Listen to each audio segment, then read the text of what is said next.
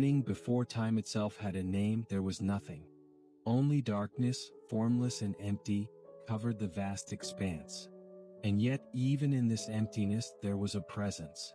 A presence that existed before all things, a presence whose power was beyond comprehension. God, who existed in eternity, spoke the first words that would shape the universe. "Let there be light," he said. And with those words, light came into existence, separating itself from the darkness. And God saw that the light was good.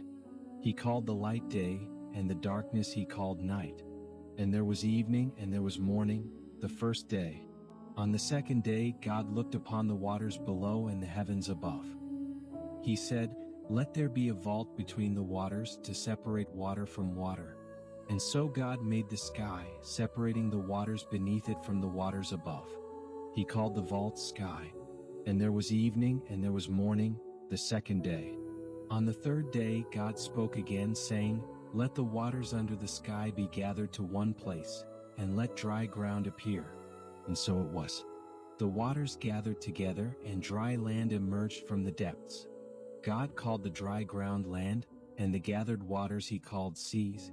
And God saw that it was good. Then he said, "Let the land produce vegetation, seed-bearing plants and trees on the land that bear fruit with seed in it, according to their various kinds." And it was so. The earth brought forth plants, and God saw that it was good. And there was evening and there was morning, the third day.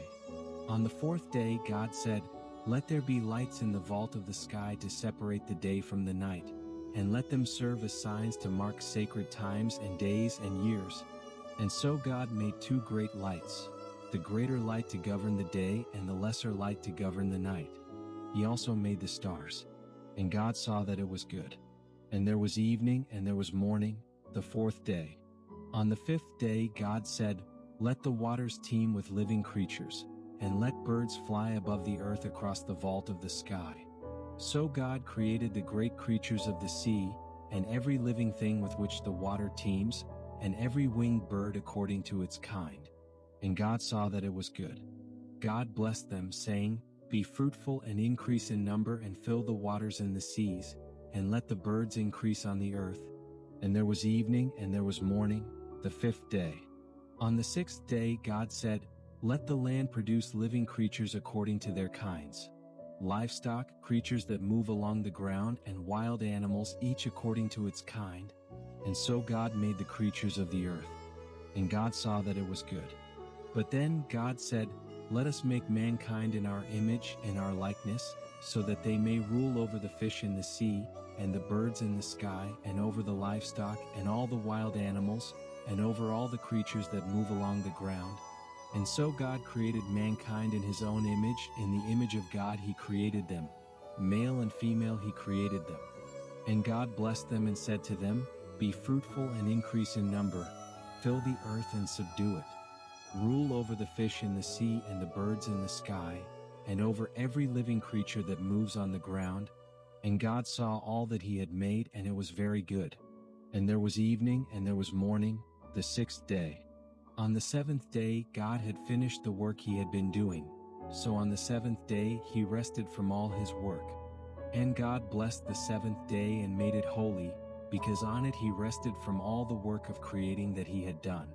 And thus the heavens and the earth were completed, and all their vast array. The world was perfect, a reflection of God's glory and goodness. And as he rested, he knew that everything he had created was very good. And so humanity was given the gift of life, the gift of the earth, and the gift of fellowship with the Creator.